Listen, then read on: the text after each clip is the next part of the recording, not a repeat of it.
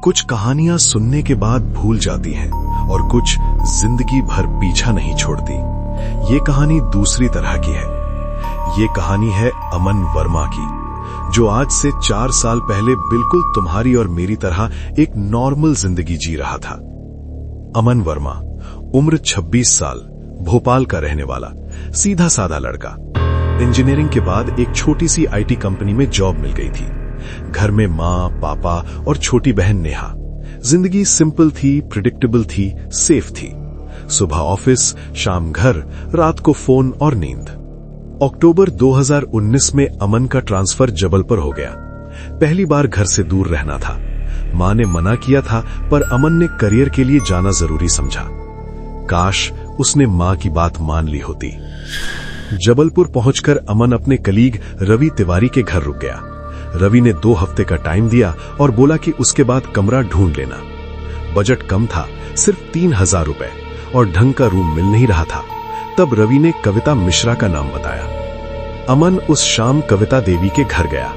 मकान पुराना था, पीली दीवारें, लकड़ी का दरवाजा और आंगन में एक बड़ा पीपल का पेड़।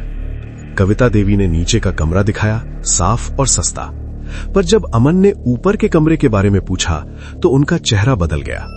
उन्होंने बस इतना कहा, वो कमरा बंद है, उसकी तरफ मत जाना। अमन अगले दिन शिफ्ट हो गया। पहले 2 दिन सब नॉर्मल था। तीसरी रात सब बदल गया। रात के करीब 2 बजे अमन की आंख खुली। कमरे में कोई नहीं था।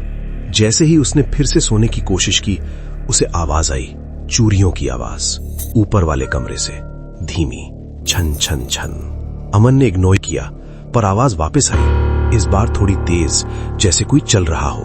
उसने फोन देखा, 2:47 AM, पर ऊपर कोई रहता ही नहीं था।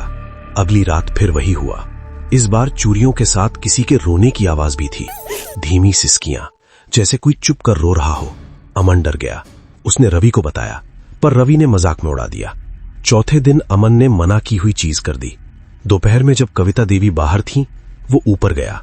दरवाजे पर ताला था, उस पे सिंदूर से कुछ लिखा था। आसपास नीम के पत्ते और जमीन पर हल्दी की लकीर। ये नॉर्मल कमरा नहीं था।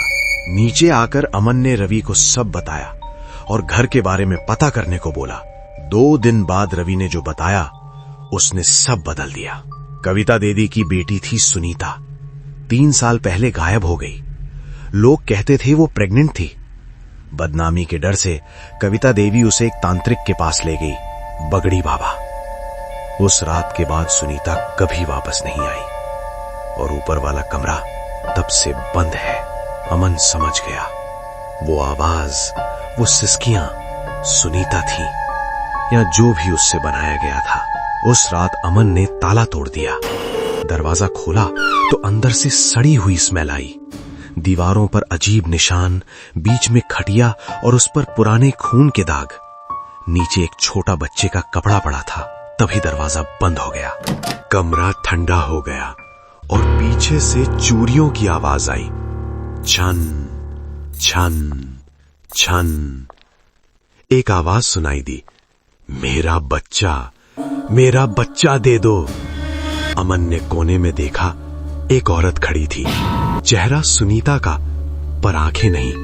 पेट फूला हुआ और अंदर कुछ हिल रहा था। अमन ने दरवाजा तोड़ दिया और भाग गया, सीधा रवि के घर। उस रात के बाद सब खत्म हो जाना चाहिए था, पर नहीं हुआ। पुलिस आई, पर कमरा खाली था, कुछ नहीं मिला। अमन को वापस भोपाल भेज दिया गया। आज भी हर रात 2:47 पर अमन की आंख खुलती है और उसे वही आवाज सुनाई देती है, चूड़ियों की आवाज। कभी कमरे में, कभी दरवाजे के पास, कभी उसके बिल्कुल कान के पास। अमन कहता है, वो मेरे साथ आ गई है, और शायद वो अब अकेला नहीं है, क्योंकि रात सिर्फ अंधेरी नहीं होती,